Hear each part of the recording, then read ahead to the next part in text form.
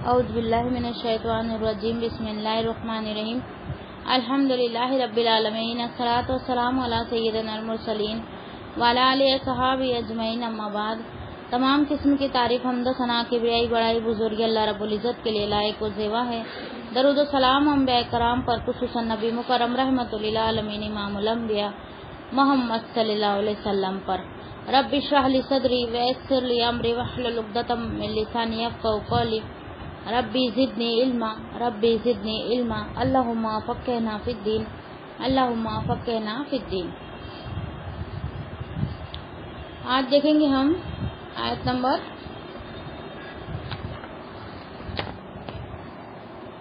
142 وَمِنَ الْأَنْعَامِ حَمُولَةً وَفَرْشًا كُلُوا مِمَّا رَزَقَكُمُ اللَّهُ وَلَا تَتَّبِعُوا خُطُوَّاتِ الشَّيْطَانِ إِنَّهُ لَكُمْ عَدُوٌّ مُّبِينٌ۔ صدق اللہ العظیم۔ ترجمہ ہے، اور چوپاؤں میں سے کچھ بوجھ اٹھانے والے اور کچھ زمین سے لگے ہوئے پیدا کیے کھاؤ اس میں سے جو اللہ نے تمہیں رزق دیا، اور شیطان کے قدموں کے پیچھے مت چلو، بے شک وہ تمہارا کھلا دشمن ہے۔ اللہ تعالیٰ نے یہ کھیت اور چوپائے جو تمہیں عطا کیے ہیں تمہارے لیے حلال ہے، انہیں کھاؤ اور شیطان کی پیروی مت کرو، جس کے بہکانے پر جاہل مشرکوں نے ان میں سے کئی قسموں کو حرام کر رکھا ہے۔ یعنی اس میں نا حلال اور حرام کے بارے میں تمیز بتائی گئی ہے، چوپایوں کے بارے میں ہے نا۔ چوپائے مطلب چار پیر والے، تو ہر چار پیر والے تھوڑی نا حلال ہے نا، اس میں سے کون سے چار پیر والے حلال ہے وہ حدیث میں پوری طرح واضح ہے، نام لے کے واضح ہے۔ تو پھر سے ہم دیکھیں گے، جو اور چوپاؤں میں سے کچھ بوجھ اٹھانے والے کچھ زمین سے لگے ہوئے پیدا کیے کھاؤ ان میں سے جو اللہ نے تمہیں رزق دیا، اور شیطان کے قدموں کے پیچھے مت چلو، بے شک وہ تمہارا کھلا دشمن ہے۔ جیسے کہ چوپایوں میں کیا، اگر ہم بولیں گے چوپایوں کا لغوی معنی کیا رہے گا؟ چار پیر والے ہے نا، چار پیر سے چلنے والے، اس کا لغوی معنی ہوگا۔ اصطلاحی معنی بھی وہی ہوگا کہ جو چار پیر سے چلنے والے جانور ہوتے ہیں تو وہ چوپائے میں آتے ہیں۔ لیکن یہاں پہ چوپائے کا مطلب کیا دیا ہے کہ حلال و حرام میں چوپایوں میں سے کون سے۔ اگر ہم حدیث سے اس کو دیکھیں گے تو ایک ایک کا نام لے کر ہم کو بیان ہوا ہے، اور کچھ آیتوں میں بھی ان لوگوں کا آیت میں بھی جانوروں کا نام لیا گیا ہے۔ سب سے پہلے تو یہاں پہ کیا بتایا گیا ہے کہ جو بوجھ اٹھاتے، مطلب جو بوجھ اٹھاتے جو سواری کے کام آتے، بوجھ اٹھانے والا مطلب سواری کے کام آنے والے، جیسا کہ گھوڑا، گدھا، کھچر ہے نا، کھچر بھی ہوتا ہے نا، گھوڑے سے چھوٹا اور گدھے سے بڑا، اس کو کھچر بولتے۔ یہ سب جانور کیا ہمارے لیے حلال نہیں ہے۔ پھر بھی آگے اللہ تعالیٰ نے یہ کھیت اور چوپائے جو تمہیں عطا کیے ہیں تمہارے لیے حلال ہے، انہیں کھاؤ اور شیطان کی پیروی مت کرو، جس کے بہکانے پر جاہل مشرکوں نے ان میں سے کئی قسموں کو حرام کر رکھا ہے۔ اب جو چیز اللہ تعالیٰ نے حلال کر رکھی، جیسا کہ مثال کے طور پہ جیسا گائے اور بیل جیسا ہمارے لیے حلال ہے، تو کیا کر رکھے، اس کو حرام کر دیے نا، کاؤ کو ماتا بنا لیے۔ یہ سب چیزیں رہتے رہتے بہت آگے، شروع میں تو نہیں تھی لیکن رہتے رہتے وہ چیز آ گئی ہے کہ ان لوگ نے کیا کرے، گائے کو حرام کر لی، کیونکہ گائے کو کیا بنا لیا، اپنا معبود بنا لی۔ جیسا کہ بنی اسرائیل نے بھی کیا کیا، اپنا سونا وونا سب دے کر آگ میں تپا کر گائے کا بچڑا بنا لیا اور گائے کی پوجا کرنا شروع کر دیے تھے نا۔ پھر انہوں نے کیا کیے، پھر موسیٰ علیہ السلام جب کوہ طور پہ گئے تھے، جب کیے تو انہوں نے، پھر موسیٰ علیہ السلام کوہ طور سے واپس آئے تو انہوں نے بھی سمجھایا، تو کچھ لوگ مان گئے کچھ نہیں مانے ہے نا، اس میں سے بنی اسرائیل میں سے کچھ مانے کچھ نہیں مانے۔ پھر جو مان گئے تھے اور جو نہیں مانے تھے تو ان کو، وہ جو تھے ان کو اگر بخشش، انہوں نے بھی ان کو موسیٰ علیہ السلام نے کہا کہ تم اللہ سے بخشش مانگو، اللہ سے مغفرت مانگو، تو انہوں نے پھر توبہ کی اور مغفرت مانگی، تو اللہ تعالیٰ نے ان کو کیا حکم دے دیا کہ ایک دوسرے کو قتل کرو۔ ایک دوسرے کو قتل کرنے سے مطلب کتنی بڑی ایک بات ہے نا، ایک دوسرے کو انسان کیسے جنگ کرو، ایک دوسرے کے بیچ میں جنگ کرو، ایک دوسرے کو قتل کرو۔ تو یہ کس وجہ سے اتنی بھاری آزمائش میں اللہ تعالیٰ ان کو ڈالتا تھا کہ ان کی شرکت ہی اتنی گہری ہوتی تھی۔ تو ایک دوسرے کو قتل کرے تو جو قتل ہوا وہ شہید کا مرتبہ پا رہا تھا، اور جو مارا وہ جہادی کہلا رہا تھا۔ تو ایسے اللہ تعالیٰ نے پھر ان کے درجات بھی بلند کیے جنہوں نے سچی توبہ کی ان لوگوں نے، ہاں बाकी नहीं। फिर यहाँ पे अल्लाह ताला की चौपाइयों के बारे में बात चल रही थी हमारी, कि चौपाइयों के बारे में ऐसा है कि जो अल्लाह ताला ने हलाल किए उसको क्या करते थे, वो हराम करते थे। और अल्लाह ताला ने उनकी शरकसी की वजह से, उनके सवाल की वजह से अल्लाह ताला ने क्या किया, उनके ऊपर जानवर की चर्बी जो हराम कर दी। अल्लाह ताला ने जानवर की चर्बी हराम कर दी, तो क्या करते थे, फिर हराम करके खाते नहीं थे, उसको निकालते थे, उसको पिघलाकर उसका तेल बनाते थे और वो तेल बेच के उसकी कीमत खाते थे। तो कीमत खाना भी तो हराम हो गया ना।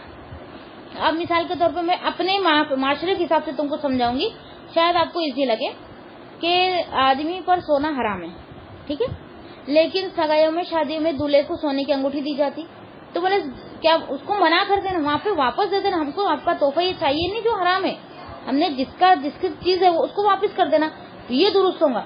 हम क्या करते, बहुत जगह मैंने देखी, क्या करते, सोने की अंगूठी ले ले, 1 तोले की, आधा तोले की, जो भी हैसियत के हिसाब से वो देते, रख लेते। और कुछ तो जाहिल ऐसे होते कि हराम हलाल में कोई तमीज नहीं होती, वो तो पहन ही लेते, लेकिन अगर माशरे वाले मलामत कर रहे, वो डर से क्या करते, फिर उसको बेच देते, बेचकर उसकी कीमत अपने जेब में रख लेते, यानी कीमत को इस्तेमाल करते। तो ये भी कहीं से दुरुस्त नहीं है, ये भी हराम कमाई में ही आ जाएगा, ठीक है। तो ये एक मिसाल है हमारे अंदर जो बहुत ज्यादा है, जैसा कि मंगलसूत्र है ना, मंगलसूत्र अगर हमारे ससुराल वाले ने लाए तो हमने मना कर देना उनको, या वापस दे देना, जिसने दिया हमको, हमने सास ने दी तो हमको सास को हमको वापस कर देना, भाई हमको ये चीज नहीं चाहिए। लेकिन क्या करते, मंगलसूत्र रख लेते और उसको बेचकर उसकी कीमत खाते, तो ये हराम में ही आएगा। मंगलसूत्र पहनना भी जायज नहीं है हमारे माशरे में, है ना, उसको सुहाग करके जो पहनते हैं, फैशन के हिसाब से पहनते हैं, तो ये मंगलसूत्र तो बिल्कुल जायज नहीं, काली मोती वाले। तो यहाँ पे हराम और हलाल की ही तमीज सिखाई जा रही है, और हलाल जानवर की यहाँ पे निशानदही की जा रही है कि हमको पता चले कि कौन से जानवर हमारे लिए हलाल है। अब देखो आयत से देखेंगे, वमिनल अनामी हमूलतम व फरशा, हमूलता यानी से मुराद वो जानवर है जिसपे सवारी की जाती है, जैसा कि घोड़ा, खच्चर, गधा, ये सवारी, ऊंट में भी सवारी करते, लेकिन ऊंट हलाल है। मिसाल के तौर पर ऊंट और बैल फरशन से मुराद वो छोटे जानवर है जिसे भेड़ और बकरी, जिसका गोश्त खाया जाता है। हमूला की मीनिंग है, देखो जो औरत पेट से होती है उसको क्या बोलते हैं, हामिला बोलते हैं ना, तो उसी से ये लफ्ज है हमूला है ना, बोझ उठाने वाला जानवर। और फरशन से मुराद क्या है, छोटे जानवर, कौन से वाले, जैसे कि भेड़, बकरी, जिनका गोश्त हम खाते हैं। और हमूलतन में गाय, ऊंट और बैल भी आ रही है, लेकिन ऊंट और बैल को अल्लाह ताला ने अलग बयान किया है कि ये क्या है, हलाल है। फिर एक आयत इसमें आ रही, सूरह यासीन आयत नंबर 71 और 72 में, अवलम यरो अन्ना खलकना लहुम मिम्मा अमिलत अयदीना अनआमम फहुम लहा मलिकून वज़ल्ललनाहा लहुम फमिनहा रकूबुहुम वमिनहा याकुलून। और क्या उन्होंने नहीं देखा कि हमने उन चीजों में से जिन्हें हमारे हाथों ने बनाया, उनके लिए मवेशी पैदा किए, फिर वो उनके मालिक है, और हमने उन्हें उनके ताबे कर दिया, तो उनमें से कुछ उनकी सवारी करते हैं और उनमें से बाज को वो खाते हैं। कौन सी चीज हमारे लिए सवारी के लिए है, कौन सी चीज हमारे खाने के लिए, ये हम खूब जानते हैं। कैसे जानते हैं हम, अगर हमको नहीं मालूम होता तो हम गधे का गोश्त भी खा लेते, हम घोड़े को भी काट के खा लेते हैं ना, जंगली जानवरों को पकड़ के खा लेते, हमको पता ही नहीं ना। लेकिन अल्लाह ताला ने कुरान और हदीस से हमको वाज़ेह कर दिया कि हमारे लिए कौन से हलाल है, और उसके वो गोश्त खाने से हमारे को क्या फायदा पहुंच सकता है। अगर हराम चीज खाएंगे ना, जो निजत है, अगर वो खाएंगे तो हमारे अंदर वहशानापन आ जाएगा, यानी दीन से दूर हो जाएंगे, हक बात जल्दी समझ में नहीं आएंगी, ये हमारा नुकसान होता है। जैसा कि देखो शराबी, जुआरी, उसको कितनी भी वाज़ेह दलील है, पूरा कुरान उसके सामने पढ़ के सुना तो उसको कुछ भी असर नहीं, वो लाइटली लेगा। लेकिन कोई दूसरा है जो अल्लाह से डरने वाला है, उसके पास एक हल्की सी आयत आ गई, 1-2 आयत अगर उसके सामने पढ़ के सुना दो, तो उसका दिल जो है दहल जाता है और अंदर से कपकपाने लगता है कि नहीं, मुझसे ये गुनाह हो, मुझे तौबा करना। भले वो लोगों के सामने नहीं आता, अपने दिल में वो पछताते रहता है। तो ये अलामत होती है ईमान वालों की, ठीक है। फिर आगे है सवारी वाले जानवर हमारे सामने नुमाया हो गए, और आगे अल्लाह ताला ने सूरह नहल में फरमाया आयत नंबर 67, व इन्ना लकुम फिल अनामि लइब्रा नुस्कीकुम मिम्मा फी बुतूनिही मिन बैनि फरसिन व दामिल लबनन खालिसन साइगल लिशारिबीन। اور بلا شبہ تمہارے لیے چوپایوں میں یقیناً بڑی عبرت ہے۔ ہم ان چیزوں میں سے جو ان کے پیٹوں میں ہے، گوبر اور خون کے درمیان سے تمہیں خالص دودھ پلاتے ہیں جو پینے والوں کے لیے حلق سے آسانی سے اتر جانے والا ہے۔ دیکھو دودھ میں کتنے سارے پروٹینز ہوتے ہیں انسان کے فائدے کے لیے، کتنے، ابھی تو ہم کو پروٹینز کے بارے میں پتا ہے، اور بھی بہت ساری چیز ہوتی ہے۔ اگر سائنس اگر پڑھیں گے نا اس میں نا پریکٹیکل کراتے ہیں نا، اس میں سب کیمیکل ڈال کر یا پھر کوئی مشین میں ڈال کر سب کچھ دیکھتے ہیں، لیب ہوتا ہے، لیب میں سب چیک ہوتا ہے، تو اس کے اندر کون سے ہمارے لیے فائدے مند چیزیں اللہ تعالیٰ نے رکھا ہے جب ہم پتا چلا۔ ابھی ہم کو موٹا موٹی ایک ہی چیز پتا ہے نا، پروٹین۔ جب بہت زیادہ کمزوری آ جاتی تو ہم اس کو دودھ دیتے، جب حاملہ عورت ہوتی تو ہم دودھ دیتے، کبھی کوئی طبیعت خراب ہو جاتی تو دودھ دیتے نا، کبھی نیار پیٹ ہوتا ہے، وہ کھانا اس کے پیٹ میں نہیں جا رہا لیکن دوائی پلانا ہے تو کیا بولتے ہیں، دودھ سے پی لو۔ تو یہ سب چیزیں کیا ہے، دودھ سے پی لو کیوں بولتے ہیں، شربت سے پی لو ہے نا، لسی سے پی لو، پانی سے پی لو، یہ نہیں بولتے ہم، کیا بولتے ہیں، دودھ سے پی لو، کیونکہ دودھ میں وہ چیز ہوتی ہے، اگر اس نے کھانا بھی نہیں کھایا لیکن ایک گلاس دودھ پی لیا تو کھانے کا کام کرے گا، اتنی اس کے اندر طاقت ہوتی ہے۔ یہ کہاں سے نکلتا ہے، گوبر اور خون کے بیچ میں سے اس کی نس ہوتی ہے، اس کے اندر سے اللہ تعالیٰ ہم کو خالص پاکیزہ دودھ پلاتا ہے جو ہر کسی کو پسند نہیں ہوتا، لیکن بہت کم لوگ اس کو پیتے ہیں، لیکن اس کو دوسرے استعمال ہے نا، اس کی شکل اگر بدل دی جائے تو سب پسند کرتے۔ جیسا خالص دودھ اگر کسی کو دو تو کوئی پسند کرتا، کوئی نہیں کرتا ہے نا۔ میرے 5 بچے، اس میں 2 بچے پسند نہیں کرتے، 3 بچے پسند کرتے، تو ایسے ہی چلتا ہے۔ باقی اگر ہم وہی دودھ کا اگر ہم چائے بنائیں تو برابر سب پی لیں گے، اور وہی دودھ کی اگر ہم کوئی ربڑی بنا دے تو کھا لیں گے، وہی دودھ کی کھیر بنا دو تو کھا لیں گے، یعنی اس کی شکل اگر ہم بدل دیں تو سب کھانے کو تیار ہو جاتا ہے۔ لیکن پیور اگر ہم کو پینا ہے تو کوئی پسند کرتا، کوئی نہیں کرتا۔ لیکن قیامت کے دن جو بہشت میں، یعنی جو جنت میں جو ندی دودھ کی بہیں گی نا، اس کی بات ہی الگ رہیں گی، وہ اتنا خوشگوار، اتنا خوشبودار اور اتنا ٹیسٹی رہے گا کہ ہر کوئی اس کو پسند کرے گا، ہر کوئی اس کو پسند کرے گا۔ تو یہ خاصیت ہے جنت کی اور دنیا کے چیزوں کی۔ تو بولے نا مستثنا ہے نا، مستثنا مطلب الگ ہے، دنیا کی چیزیں بھی وہی ہے، جنت میں بھی وہی چیزیں، لیکن وہ جنت کی چیزوں سے دنیا کی چیزیں کیا ہے، مستثنا ہے، یعنی کہ الگ ہے۔ یہاں پہ دودھ کے بارے میں ہے، چوپایوں میں یقیناً بڑی عبرت ہے۔ عبرت یعنی ہمارے لیے بہت بڑی نشانی ہے کہ اللہ تعالیٰ کی شان دیکھو، پیٹ میں خون اور گوبر کے بیچ میں سے وہ نس نکل رہی ہے، اس میں سے خالص دودھ آ رہا ہے، اور وہ ہمارے لیے کتنی پوشٹکتا ہم کو پہنچاتا ہے کہ ہم اگر اس کو پی لیں تو ہم کو کھانے کی بھی ضرورت نہیں ہے، اگر نہیں کھائے تو چل جائے گا۔ اگر جیسا کہ نبی صلی اللہ علیہ وسلم اور صحابہ کرام زیادہ تر دودھ پر ہی رہتے تھے نا، اونٹ ہوتا تھا، کوئی اونٹ کا دودھ پیتا تھا، کوئی بکری کا دودھ پیتا تھا، کوئی بھیڑ کا دودھ پیتا تھا، لیکن دودھ ہی پی کے وہ بیچارے زندہ رہتے تھے۔ کسی کے پاس کھجور آ گئی تو کوئی کھجور کھا لیا، نہ تو پانی پہ زندہ رہ لیتے تھے، کئی ایک ٹکڑا روٹی کا مل گیا تو وہ اس کو کھا کر اپنا گزارا کر لیتے۔ لیکن آج ہم کو تو اتنی ساری نعمتیں رہنے کے بعد بھی ہمارے اندر شکر کے جذبات پیدا ہی نہیں ہوتے، اس لیے کہ ہم کیا کرتے ہیں، شیطان جو ہم کو دنیا بتاتا نا وہ ہم کو بہت زیادہ خوبصورت نظر آتی ہے۔ تو دنیا دھوکے کے علاوہ کچھ نہیں، کھیل اور تماشا ہے کچھ دن کے لیے، بعد میں ختم ہو جائیں گا تو پھر ہم ہاتھ ملتے رہ جائیں گے۔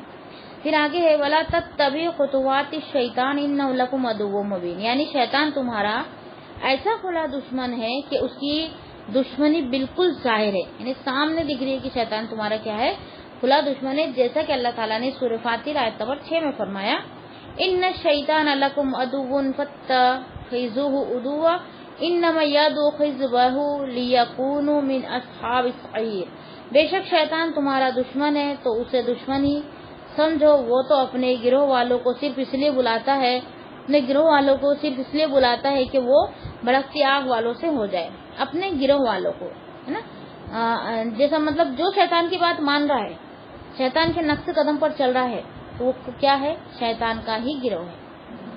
کس کا گروہ ہے، شیطان کا گروہ ہے۔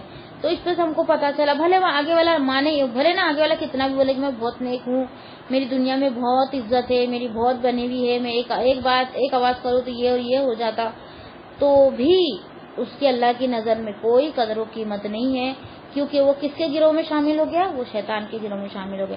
اللہ کے گروہ میں صرف مخلص بندے شامل ہوتے، بھلے کم ہوتے لیکن بہت ہی پیور ہوتے، بہت زیادہ پیور چیز ویسے بھی کم ہی ہوتی ہے۔ دیکھنا پیورٹی ایک دم دنیا میں بھی دیکھو نا بہت کم ہوتی ہے، اور وہ بہت مہنگے داموں میں بکتی ہے۔ اگر کوئی گھی ہے ایک دم پیور ہے، بولتے ہیں بالکل پیور، اس میں کچھ بھی نہیں، آپ ٹیسٹ کر لو، تو کیا ہوتا ہے، بہت اونچے داموں میں بکتا ہے۔ اور جو دوسرا ہوتا ہے ملاوٹ والا وہ سستے میں بک جاتا ہے. تو یہ کوالٹیز بتا رہی ہوں میں آپ کو سمجھا کے کہ ایمان والے اور بے ایمان والوں کی قیمت بتا رہی. ایمان والے کیا پیور ہوتے ہیں اور بے ایمان والے کیا ملاوٹ ہوتا ہے ان کے اندر. تو وہ کیا ہوتا ہے ویسے ہی ان کے کریڈٹ جو ان کا جو وہ ہے وہ جو کیا بولتے ہیں اس کو عزت جو ان کی ویسے بھی کم ہو جاتی یا بالکل ختم ہو جاتی ہے اللہ کی نظر میں. تو ایسے لوگ دنیا میں تھوڑے دن مزے کر لیتے ہیں, پھر مرنے کے بعد ان کو پتا چلتا ہے کہ وہ کیا کچھ کر کے آئے ہیں. پھر آگے اللہ تعالیٰ نے فرمایا سورہ کہف آیت نمبر 50 میں تتخذونہ وذریتہ اولیاء من دونی وہم لکم عدو بیس للظالمین بدلا. تو کیا تم اسے اور اس کی اولاد کو مجھے چھوڑ کر دوست بناتے ہو حالانکہ تمہارا کھلا دشمن ہے. وہ شیطان ظالموں کے لیے بطور بدلہ برا ہے. دیکھو اللہ تعالیٰ صاف واضح آیت اتار کر فرما رہا ہے. تو وہ تم اس کو اور اس کی اولادوں کو, کیا تم اسے اور اس کی اولاد کو مجھے چھوڑ کر دوست بناتے ہو.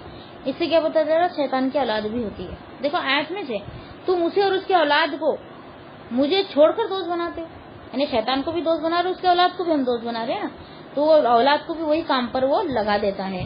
تو واضح دلیل اللہ رب العالمین کے بارے میں اللہ رب العالمین بتا رہے ہیں کہ تم میرے کو چھوڑ کر تم شیطان کو دوست بنا رہے ہو, حالانکہ تم کو واضح ہے اللہ تعالیٰ نے قرآن و حدیث میں پورا کے پورا واضح کر دیا ہے کہ شیطان تمہارا کھلا دشمن ہے. اور کیوں ہے, کس لیے ہے, اس کی وجہ کیا ہے, وہ کیا مقصد کے لیے کر رہا ہے, تمہارا نقصان کیوں پہنچا رہا ہے. وہ تم کو بھڑکتی آگ کی طرف لے کر جا رہا ہے. جب قیامت آئیں گی, جب تم کو جہنم کی وعید سنائی جائیں گی, جب تم کو بھڑکتی آگ میں ڈالا جائے گا, تو وہ تمہارے سے پلو جھاڑ لیں گا. وہ خود تو جلیں گا لیکن اکیلا نہیں, ساتھ میں اپنے کو بھی ساتھ میں لے کے جانے والا ہے. اس لیے وہ کیا کر رہا ہے, وہ زیادہ محنت کر رہا ہے. پھر آگے دیکھیں گے آیت نمبر 143 اور 144. ثمانیۃ ازواج من الزان اثنین ومن الماعز اثنین قل آذکرین حرم ام الانثیین اما اشتملت علیہ ارحام الانثیین نبئونی بعلم ان کنتم صادقین. ومن الابل اثنین ومن البقر اثنین قل آذکرین حرم ام الانثیین اما اشتملت علیہ. ایک منٹ.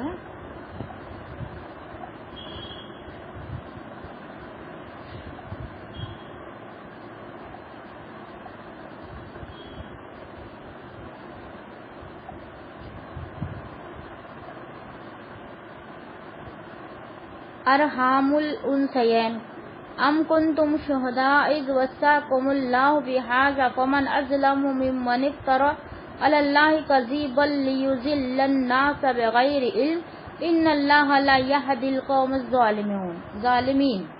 صدق اللہ العظیم. پھر آگے ہے اس کا ترجمہ ہے. اب دیکھو اس میں بتائے جا رہے ہیں کہ کون سے جانور حلال ہے اور کون سے حرام ہے, نام لے کر بتایا جا رہا ہے. ٹھیک ہے, یہاں پہ جہاں نام نہیں آیا جہاں اشارہ ہے وہاں میں آپ لوگوں کو سمجھا دوں گی. ٹھیک ہے. اور اسی طرح 2 اونٹ کی قسم سے ہے اور 2 گائے کی قسم سے. پوچھو ان کے نر اللہ نے حرام کیے ہیں یا مادہ, یا وہ بچے جو اونٹنی اور گائے کے پیٹ میں ہو. کیا تم اس وقت حاضر تھے جب اللہ نے ان کے حرام ہونے کا حکم تمہیں دیا تھا؟ پھر اس وقت سے بڑھ کر ظالم اور کون ہوگا جو اللہ کی طرف منسوخ کر کے جھوٹی بات کہے تاکہ علم کے بغیر لوگوں کو غلط رہنمائی کرے. یقیناً اللہ ایسے ظالموں کو راہ راست نہیں دکھاتا.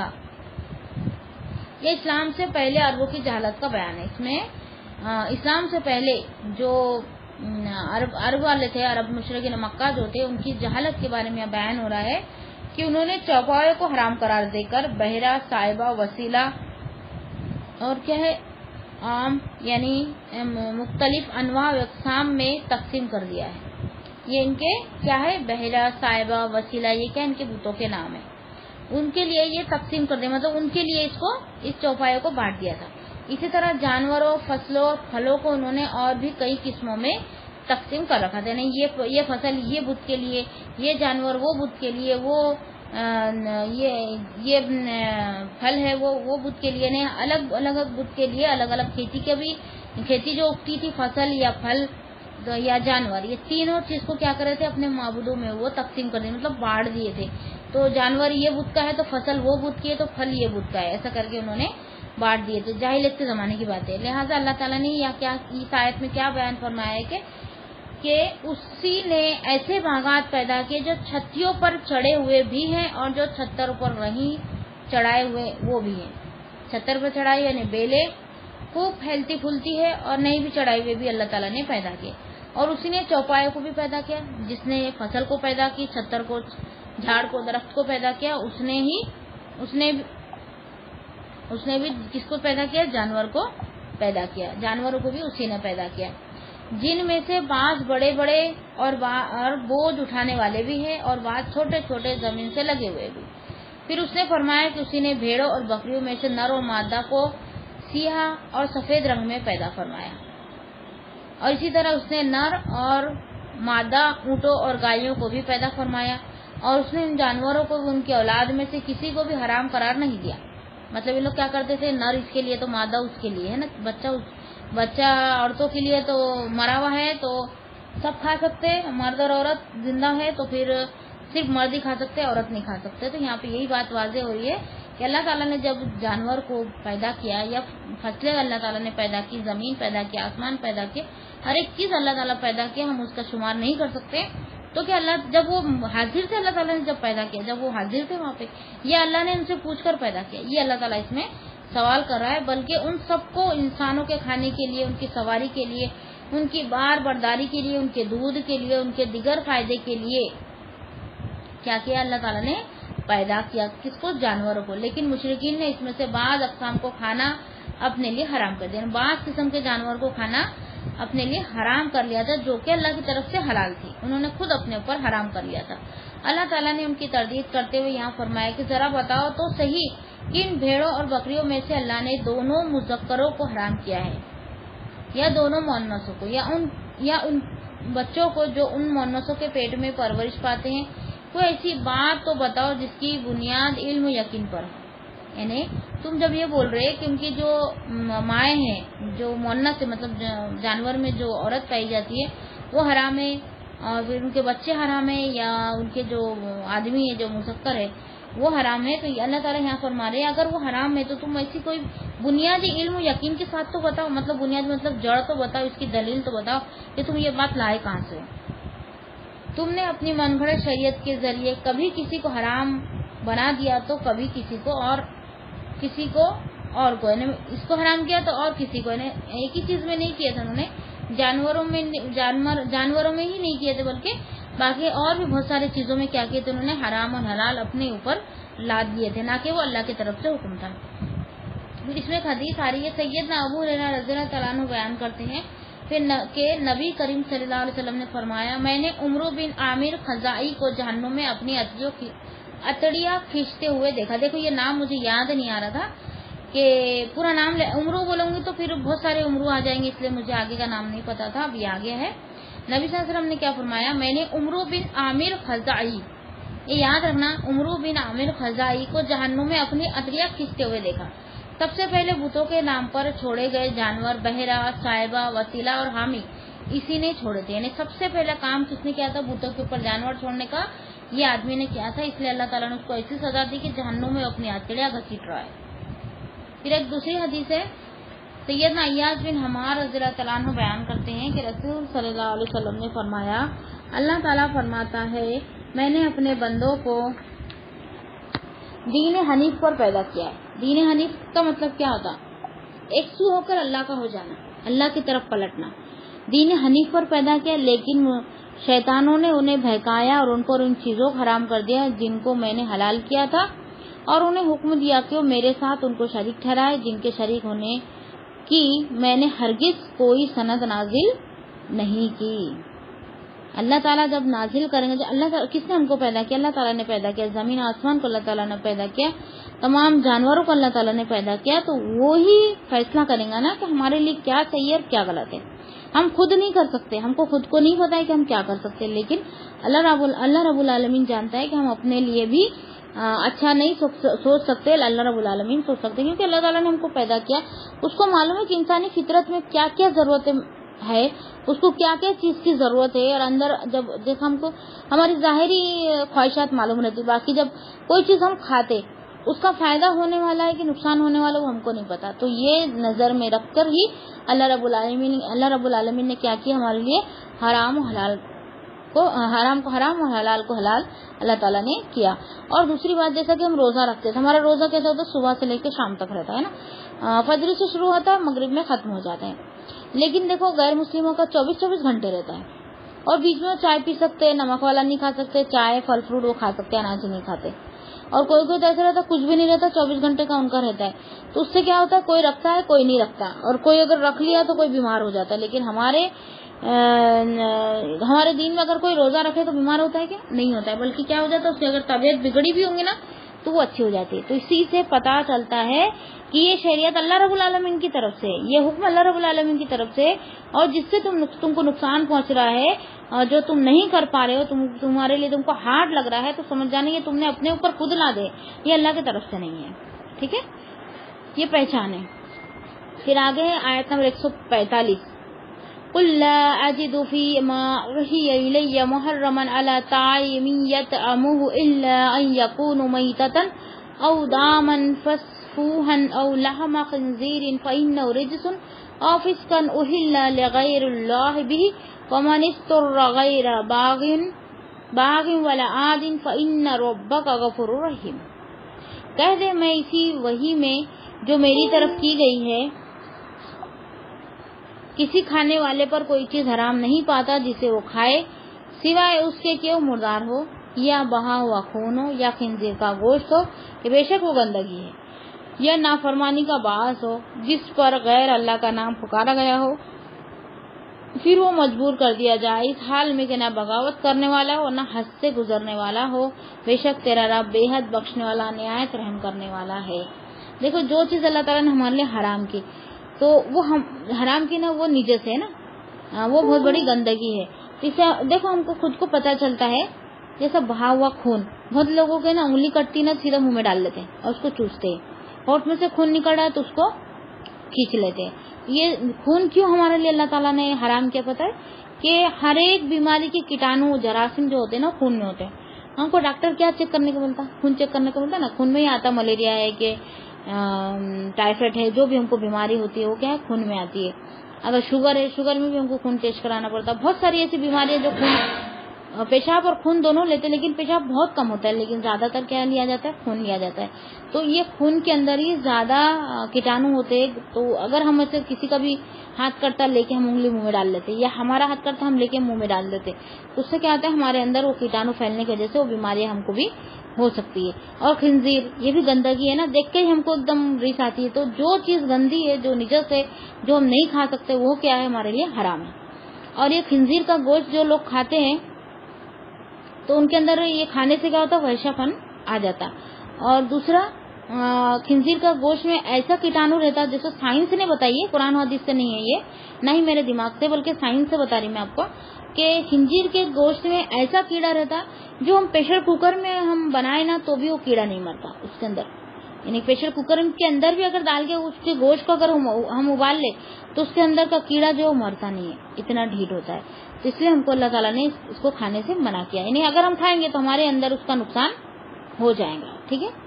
اب اس آیت کریمہ سے مقصد ان مشرکین کی تردید ہے جنہوں نے کچھ چیزوں کو حرام قرار دیا اور اپنے فاسد آراہ کے ساتھ انہیں بحیرہ، صاحبہ، وسیلہ اور حام کے ناموں سے موسوم کر دیا تھا. یعنی یہ ہمارے بتوں کے نام پہ اس کو نہیں کھا سکتے ہے نا. حلال جانور کیا کرتی ہے؟ ہمارے بتوں کے نام پر ہے، اس کو نہیں کھا سکتے. اس کی نشانی ہوتی تھی ان کے کان کو کاٹ دیا جاتا تھا، کان میں سے تھوڑا سا قینچی ہم نے خود نشان لگا، جیسے کپڑا جیسے ہم سلائی کرتے تھے نا، تو کپڑا اگر جب ہم کپڑے کاٹے تو ہم کو معلوم ہے یہاں سے یہاں تک سلائی لینا ہے، تو وہاں ایک کھچکا ڈال دیتے تھے کہ یہاں تک ہم جیسے چاک بنانا ہے تو وہاں نا چھوٹا سا کھچکا ڈال دیتے ہیں ہم. جیسا کہ ممتاز باجی، رضوانہ باجی سلائی کرتے، میرے کو بھی خود آتی ہے. جہاں ہمارے چاک کا نشانہ تھا وہاں ہم تھوڑا سا کھچکا مار دیتے. وہ کیا ہوتی ہے؟ ایک علامت ہوتی ہے، ایک نشانی کہ یہاں سے چاک بنے گی، یہ چاک کے لیے ہے نا.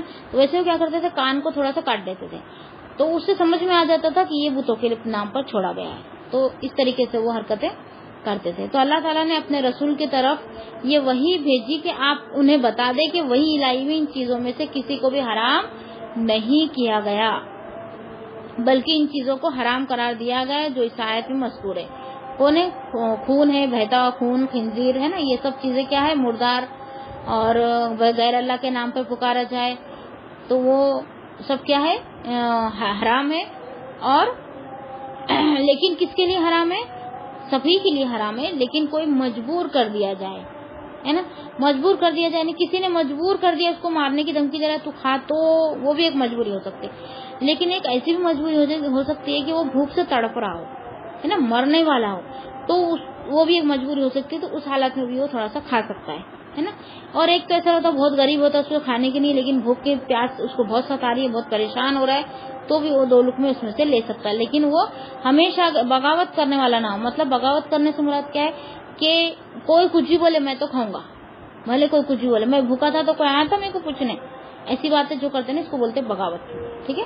اور حد سے بڑھنے والا مطلب وہ نہیں، حلال کی حرام کی اس کے اندر تمیز نہیں رہتی ہے، اور وہ گری سے گری حرکت کر لیتا ہے، اس کو بولتے ہیں حد سے بڑھنے والا۔ ایسے لوگوں کو اللہ تعالیٰ پسند نہیں کرتا۔ پھر آپ انہیں بتا دیں کہ وہی لائی میں ان چیزوں میں سے کسی کو بھی اللہ تعالیٰ نے حرام نہیں کیا، بلکہ ان چیزوں کو حرام قرار دیا ہے جو آیت کریمہ میں مذکور ہے۔ وہ یہ ہے کہ مرا ہوا جانور، بہتا ہوا خون، سور کا گوشت، اور ہر وہ چیز جس پر اللہ کے سوا کسی اور کا نام لیا گیا ہو، اس کے سوا اور چیزوں کو اس نے حرام قرار نہیں دیا۔ اس کے بعد اللہ تعالیٰ نے فرمایا اگر کوئی شخص اضطراری حالت میں اپنی جان بچانے کے لیے ان محرمات میں سے صرف بقدر ضرورت استعمال کرے تو اللہ تعالیٰ اس کا مواخذہ نہیں کرے گا، اس کی پکڑ نہیں ہوگی، کیونکہ مجبوری ہے۔ دیکھو مجبوری ہے تو بہت ساری چیزوں میں اللہ تعالیٰ نے ہم کو چھوڑ دی ہے، تو اسی وجہ سے کیا فرمایا اللہ تعالیٰ نے کہ امت محمدیہ کا جو دین ہے وہ بہت آسان ہے، بہت زیادہ اللہ تعالیٰ نے ہم کو دین آسان کر کے دیا، تو بھی لوگ دین کو ماننے کو تیار نہیں۔ دیکھو شادی بیاہ کا معاملہ ہی دیکھ لو نا، کتنا آسان ہے، کتنے آسان طریقے سے جاتا۔ لڑکی کے طرف کھانا نہیں ہے نا، لڑکی کے سے دہیج نہیں ہے، لڑکی بھی دو، دہیج بھی دو، کھانا بھی دو، ان کو جھیلو بھی، تو یہ سب چیزیں لڑکی کو تھوپ دیتے ہیں، لیکن یہ لڑکی پر نہیں ہے، یہ دنیا والوں نے بنایا۔ اللہ رب العالمین کے اگر دین پہ چلے تو صرف اور صرف نکاح ہے اور کچھ نہیں ہے۔ پھر آگے اللہ تعالیٰ نے فرمایا مردار سے مراد ہر وہ جانور ہے جو اللہ کا نام لے کر ذبح یا شکار نہ کیا گیا ہو بلکہ خود مر گیا ہو، خود مر گیا یعنی ذبح کرنے سے پہلے مر گیا، اگر اس کی ایک بھی سانس بچی ہم نے چھری چلا دیے تو وہ ہمارے لیے حلال ہو جائے گا۔ پھر اللہ تعالیٰ نے سورہ مائدہ آیت نمبر 3 میں فرمایا حرمت علیکم المیتۃ والدم ولحم الخنزیر وما اہل لغیر اللہ بہ والمنخنقۃ والموقوذۃ والمنتردیۃ والنطیحۃ وما اکل السبوع ما ذکیتم وما ذبح علی النصب۔ تم پر مردار حرام کیا گیا ہے، خون اور خنزیر کا گوشت، اور وہ جس پر غیر اللہ کا نام پکارا جائے، اور گلا گھٹنے والا جانور جسے چوٹ لگی ہو اور گرنے والا اور سینگ لگا ہوا اور جسے درندے نے کھایا ہو، مگر جو تم ذبح کر لو اور جو تھانوں پر ذبح کیا گیا ہو۔ مطلب جو استھانوں پر، مطلب جہاں پہ نہیں کہ بلی چڑھاتے، بلی چڑھانا سمجھتا نا، بلی جہاں چڑھائی جاتی ہے نا، تو وہاں پر اگر ذبح کیا گیا نا تو وہ بھی ہمارے لیے حلال نہیں ہے، وہ اسی کی طرف چلے جائے گا۔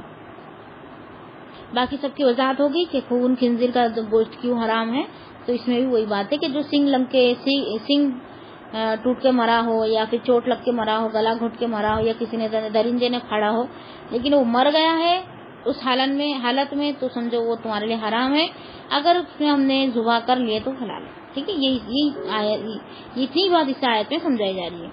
پھر ایک حدیث آ رہی ہے، عمرو بن دینار رحمۃ اللہ بیان کرتے ہیں کہ میں نے جابر بن زید رضی اللہ تعالیٰ عنہ سے پوچھا کہ لوگوں کا خیال ہے کہ رسول اللہ صلی اللہ علیہ وسلم نے پالتو گدھوں کے گوشت سے منع فرمایا تھا۔ انہوں نے جواب دیا کہ حکم بن عمرو و غفاری رسول اللہ صلی اللہ علیہ وسلم سے بصیرہ میں یہی بات روایت کیا کرتے تھے، لیکن یہ علم کے سمندر عبداللہ بن عباس ان کا انکار کرتے ہیں اور وہ یہ آیات پڑھتے ہیں قل لا اجد فی ما اوحی الی محرما علی طاعم یطعمہ، یہ آیت پڑھتے ہیں۔ یہ آیت کون سی ہے؟ یہ علم کا سمندر عبداللہ بن عباس اس لیے کہا گیا کہ عبداللہ بن عباس وہ ہے جو عبداللہ کے بیٹے عباس کے بیٹے تھے۔ عباس کون ہے؟ نبی صلی اللہ علیہ وسلم کے چچا، ان کے بیٹے عبداللہ تھے. یہ ان کے اندر فہم بہت تھا. ان کے لیے اللہ رسول صلی اللہ علیہ وسلم نے دعا کی تھی کہ ان کو قرآن کی سمجھ اور فہم اللہ تعالیٰ عطا فرمائے. تو ان کو بہت زیادہ قرآن کا فہم ہے. اور یہاں پہ پالتو جانور جو ہے گدھا وہ کھانے سے منع کیا گیا. لیکن بعض لوگ کیا کہتے ہیں گدھا کھانا مکروہ ہے, نہ کھا سکتے, ناپسندیدہ ہے لیکن کھا سکتے. لیکن یہ آیت خود ہی گواہی دے رہی ہے یہاں پہ, اور حدیث بھی گواہی دے رہی ہے کہ پالتو گدھا کھانا کیا ہے, حرام ہے, منع کیا گیا. اور صحیح احادیث سے ثابت ہے کہ پالتو گدھا حرام ہے. شاید ابن عباس کو ان احادیث کا علم نہ ہو, ورنہ وہ ایسا نہ کہتے. یہ بھی ممکن ہے کہ انہوں نے اپنے اس موقف سے بعد میں رجوع کر لیا ہو. اللہ علم, اللہ علم کو نہیں پتا, لیکن انہوں نے کہا تھا کہ نہیں ہے, لیکن ان کی بات کو نہیں مانا گیا. کیوں؟ کیونکہ حدیث یعنی صحیح حدیث کو لیے نا انہوں نے. دیکھو عبداللہ بن عباس نبی صلی اللہ علیہ وسلم کے چچا کے بیٹے تھے, بہت بڑے عالم تھے وہ, بہت بڑے. تو آج کوئی عالم ہم کو کچھ بول دے ہے نا کہ گدھا کھانا حرام نہیں ہے, مکروہ ہے نا, کہ عالم بول دے. کوئی سادھارن انسان آ کے بولے کہ بھائی نہیں ہے, بلکہ جو گدھا ہے وہ کیا ہے, حرام ہے, کیونکہ میں نے صحیح حدیث میں پڑھا. ایک عام انسان بول رہا, لیکن عالم کیا بولا کہ نہیں وہ مکروہ ہے, کھا سکتے, کھانا کھائے تو ٹھیک ہے, نہیں کھائے تو کچھ نہیں, مطلب وہ مکروہ ہوتا ہے نا جو ناپسند کیا جاتا ہے, لیکن کھا سکتے اس کو. تو ہم کس کی بات مانیں گے؟ ہم وہ عالم کی بات مان لیں گے. نہیں, عالم صاحب ہے, وہ کتنے پڑھے لکھے, ان کو کیا سمجھتا ہے, یہ تو ان کو کیا سمجھتے ہیں, تھوڑی پڑھے لکھے ہے, اپنے من سے بول رہے. وہ بول رہے میں نے حدیث میں پڑھا, تو بھی اس کی بات کو نہیں مانیں گے. یہاں پہ عبداللہ بن عباس اتنے بڑے سمجھ اور فہم رکھنے والے, اور قرآن کی سب سے پہلے تفسیر انہوں نے ہی لکھی ہے. قرآن کی تفسیر پہلے نہیں تھی, صرف ترجمہ تھا, عربی اور ترجمہ ہوتا تھا. یعنی عربی صحابہ کرام کے زمانے میں تو عربی تھی, عربی سے وہ خود بخود ترجمہ سمجھ لیتے تھے. لیکن اس کے بعد ترجمہ جو الگ الگ زبانیں سب سیکھنے لگے, پھر بعد میں وہ ٹرانسلیشن ہونے لگا. لیکن اس کی جو آیت ہے, اس کا جو فہم ہے, فہم کس کو بولتے, تفسیر کو بولتے. جیسے ہم آیت پڑھتے ہیں, آیت میں موٹا موٹی بات لکھی رہتی ہے, لیکن حدیث کو اور علماء کی باتوں کو اگر نظر میں رکھ کے جو تفسیر لکھی جاتی ہے, تو اس کو کیا بولتے, فہم ہے نا, بہت گہرا فہم. تو فہم کا مطلب ہوتا ہے گہری سوجھ بوجھ. تو کیا بولتے ہیں ہم کہ اتنی گہری سمجھ بوجھ رکھنے والے کی بات کو یہاں پہ کیا کر دیا جا رہا ہے, رد کیا جا رہا ہے. کیوں؟ کیونکہ صحیح حدیث میں ہی آ گیا ہے کہ پالتو گدھا کھانا حرام ہے. تو وہ عالم کی بات کو نہیں مانیں گے جہاں صحیح حدیث آ گئی. آج ہم بولتے ہیں نا کہ صحیح حدیث میں یہ ہے, تو حدیث کا مطالعہ تو کوئی کرتا ہی نہیں ہے. بہت کم لوگ ہیں جو حدیث کو جانتے, لیکن وہ مان کے بھی نہیں دیتے کہ ہم کہ جو تم نے بولے وہ صحیح ہے. نہیں, بالکل غلط ہے بول دیتے. جیسا کہ اونٹ کا پیشاب کیا ہے, اس کے اندر میں نے بتائی تھی کہ آپ لوگوں کو وہ ہے کینسر کا علاج ہے, اور وہ کیا ہے, جائز ہے, مطلب وہ حرام نہیں ہے, وہ پاک ہے. اب وہ اس کا غلط مطلب لیتے ہیں کہ اونٹ کا پیشاب پاک ہے. اگر ایسا بولیں گے تو پھر گائے کا پیشاب بھی پاک ہے. ہاں, جو حلال جانور اس کا پیشاب پاک ہے, اس کا مطلب یہ تھوڑی کہ کھا لو. جیسا کہ مثال کے طور پر ہمارا تھوک بھی پاک ہوتا ہے, ہمارا پسینہ پاک ہوتا ہے. اس کا مطلب یہ ہے کہ تھوک کو چاٹ لینا یا پسینے کو پی لینا, ہر چیز پاک ہے. اس کا مطلب کھانے کی ضرورت تھوڑی رہتی ہے اس کو. لیکن ایک بات بتائی جاتی ہے کہ ہاں ٹائم ہو گیا, مجھے پتا ہے کہ ایک بات بتائی جاتی ہے کہ یہ چیز پاک ہے. تو وہ اس کی دلیل بھی ملتی ہے ہم کو کہ مدینہ کی آب و ہوا جو تھی اچھی نہیں تھی, وہاں پہ کچھ منافق آئے تھے, تو وہ وہاں پہ بیمار پڑ جا رہے تھے. تو نبی صلی اللہ علیہ وسلم نے ان کو کہا کہ اونٹ کا دودھ اور ان کا پیشاب پیو, تو اس کی وجہ سے وہ کیا ہو گئے, صحت یاب ہو گئے تھے. تو اس سے اس حدیث کو سامنے رکھتے ہوئے بولتے کہ یہ پاک ہے. اور اس کو جیسا کہ دوائیوں میں استعمال کیا جاتا ہے, جیسے کینسر کی بیماری کی جو دوائی ہوتی ہے اس میں اس کو استعمال کیا جاتا ہے, تو اس سے کراہت محسوس نہیں کرنا, دوائی کے طور پر ہم اس کو لے سکتے ہیں. جیسا کہ سور کی چربی جس میں ہوتی ہے تو ہم کراہت محسوس کرتے نہیں, یہ حرام ہے, ہم نہیں کھا سکتے. لیکن جس میں پالتو جانور جو حلال جانور اس کا اگر پیشاب ڈالا جائے تو اس کو ہم استعمال کر سکتے ہیں, ٹھیک ہے. لیکن نماز کے وقت اس کو نہیں, جیسے دوائی وغیرہ ہے اس کو ہم استعمال میں لے سکتے ہیں, اس کی اجازت ہے. یہ حدیث کو سامنے رکھتے ہوئے میں آپ لوگوں کو بتا رہی ہوں. اگر کسی کو آبجیکشن ہے, نئی بات سمجھ میں آئی تو یہی کلیئر کر لے, باقی فتنے میں نہ پڑے, اختلاف میں نہ پڑے زیادہ, ٹھیک ہے. وآخر دعوانا الحمدللہ رب العالمین. سبحان ربک رب العزت عما یصفون, السلام علی المرسلین, الحمدللہ رب العالمین. والعصر ان الانسان لفی خسر الا الذین آمنوا وعملوا الصالحات وتواصوا بالحق وتواصوا بالصبر. السلام علیکم ورحمۃ اللہ.